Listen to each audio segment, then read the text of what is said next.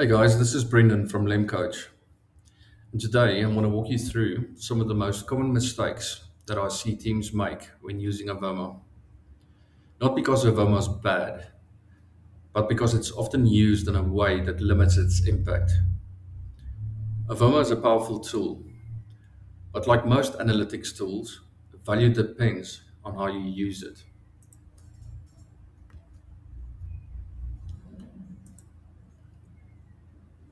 The first mistake is simple and extremely common. Teams record everything, but coach almost nothing. Calls are captured, transcripts all look great, and dashboards fill up, but reps actually aren't getting any better. And why is that? Because recording is passive, coaching is active. Avoma gives visibility into what happened, but many teams stop there. They assume normally that if the data is there, that improvement will follow. It doesn't. Without a clear coaching motion tied to the recordings, Avoma becomes a call archive and not a performance tool. The second mistake is over-tracking. Teams create trackers or smart topics for a wide variety of topics.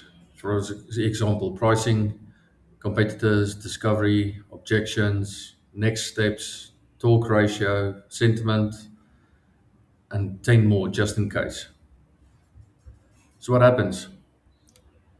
Everything looks important and nothing feels actionable. When every metric is tracked, managers don't know where to focus. Also, reps don't know what to fix first, and reviews become overwhelming.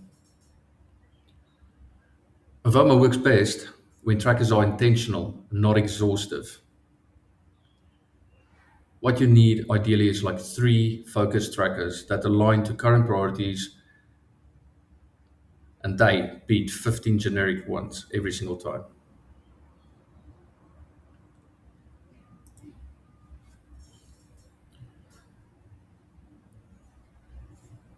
All right, the third mistake is insights don't translate into practice. And this is the most expensive mistake. Avoma surfaces on insights. Therefore, reps struggle with pricing, discovery is shallow, and next steps aren't really clear. What happens then? Nothing. Managers might mention it in a one on one. Reps will nod, and the next call sounds exactly the same. Insight without repetition doesn't change behavior. Avoma tells you what is wrong, but it doesn't actually tell you how to fix it. That gap between insight and execution is where most teams fail.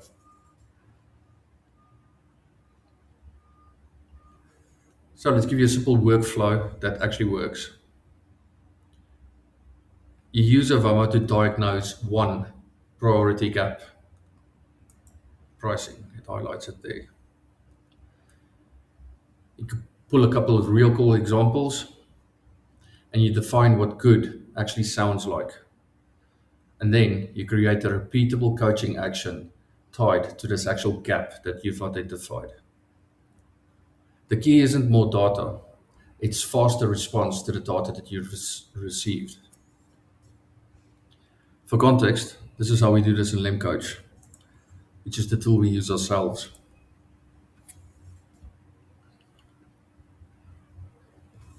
LemCoach picks up where Avoma stops. Once a gap is identified, LemCoach turns that insight into deliberate practice. Instead of waiting for the next live call, reps can practice objection handling, pricing conversations, discovery flows, and they can repeat it until it sticks. This removes the guesswork. It reduces the manager load and it shortens the gap between feedback and improvement. Avoma is very good at diagnosing the problem.